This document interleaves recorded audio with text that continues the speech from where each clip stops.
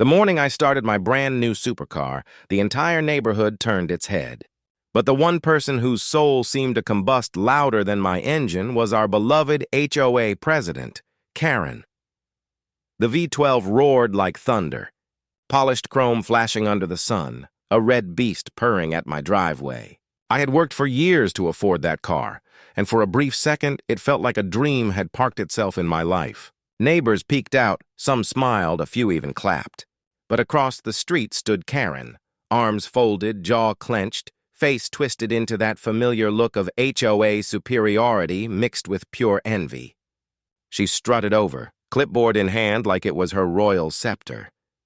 "Beautiful car," she said through a tight smile. "I just hope it doesn't disrupt the peace of our lovely community." Her voice was dipped in fake honey, but her eyes screamed venom. I replied, calm but firm, "Karen, the only thing disrupting peace around here is your attitude." The nearby neighbors laughed, but I could tell. This woman took it personally. That's when I should have known she wouldn't rest until she destroyed it. The next morning, a bright yellow paper flapped under my windshield. HOA violation, excessive noise. I laughed out loud. I hadn't even revved the engine that day. But sure enough, her signature was stamped at the bottom, Karen, HOA president. Over the next few days, she became obsessed. One violation claimed excessive reflection from vehicle paint. Another said unauthorized luxury modification. I half expected the next one to read, "Car is too awesome for HOA standards." She'd march around with her little notepad like she was patrolling a war zone, stopping occasionally to measure the distance between my tire and the curb. I swear she had a ruler hidden in her robe. The neighbors thought it was hilarious. Old Mr. Franklin shouted one morning, "Karen, maybe the only noise bothering us is your voice." But the more we laughed, the angrier she got. I started noticing her watching from her window, peeking through her blinds whenever I stepped outside. Her obsession wasn't just about rules anymore, it was personal. The tension thickened every day like fog before a storm. Then came the HOA meeting. She waited until halfway through the agenda before exploding like a firecracker. "This car is destroying the tranquility of our neighborhood," she declared, pounding the table. I stayed calm, leaned back, and said, "I'm happy to buy everyone AMG earplugs, limited edition." The room erupted with laughter. Her face went bright red. I added, "Or maybe you just want a ride, Karen." That did it.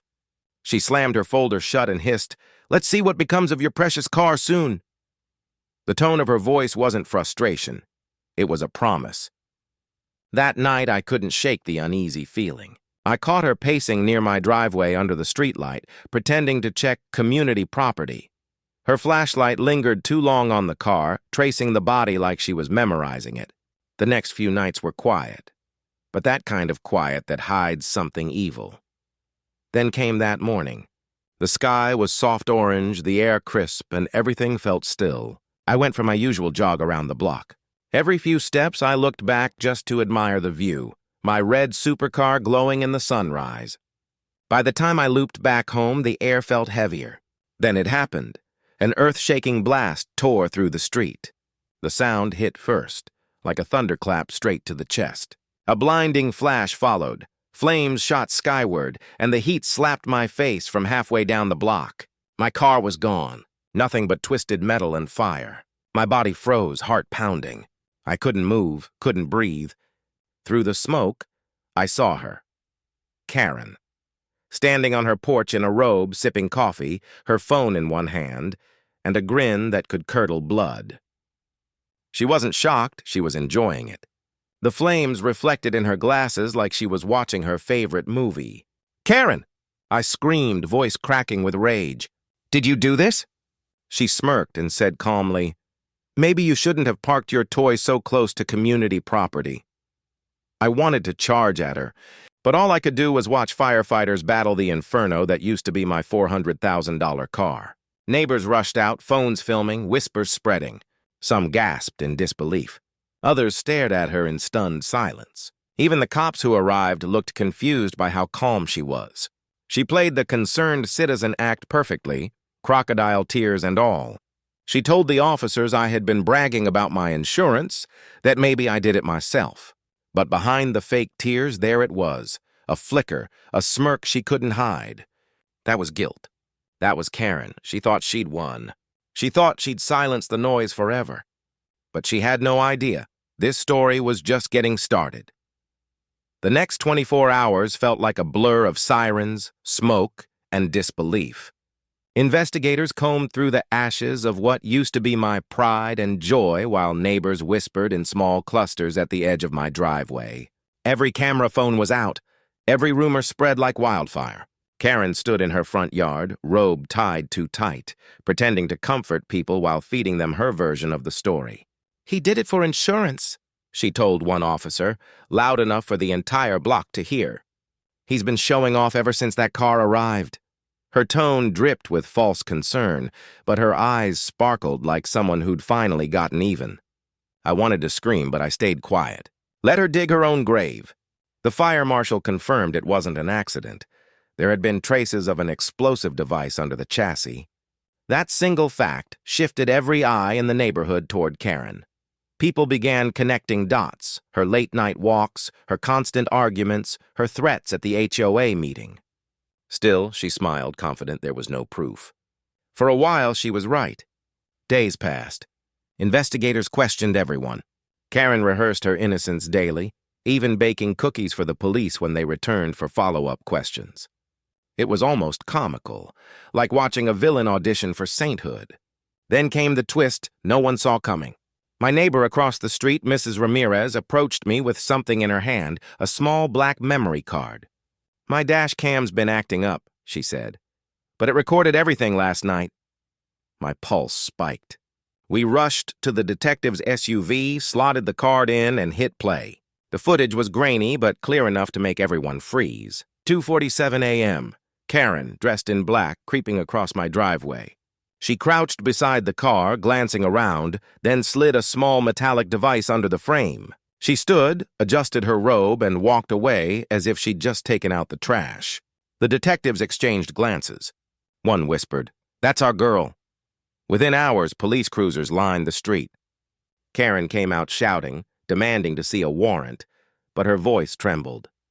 The same neighbors she once bullied now recorded her arrest, their faces filled with satisfaction. She tried to twist the story even as they cuffed her. Claimed she was planting a noise-monitoring sensor for HOA purposes. No one believed it. The dash cam didn't lie. At the courthouse, her attitude crumbled. Gone was the smug queen of HOA rules. Now she was just another defendant staring at the evidence looping on a big screen. The jury didn't even look at me. They didn't have to. The video spoke louder than any witness could. When the verdict came, the judge read every count slowly, almost like he wanted each word to pierce her pride. Felony arson, illegal possession of explosives, destruction of private property, reckless endangerment. 33 years total, no parole for 20? Her lawyer begged for leniency, arguing that no one had been hurt. The judge sighed and said, "You're lucky no one died." Eventually, she served 15 years and was ordered to pay over $300,000 in damages and restitution.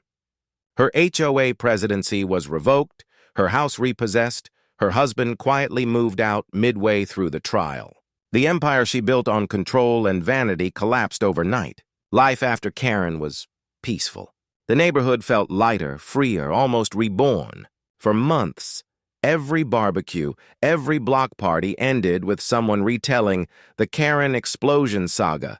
And every time they did, I felt the same bittersweet mix of anger and relief. She'd tried to destroy what she couldn't control, and in doing so, she'd destroyed herself.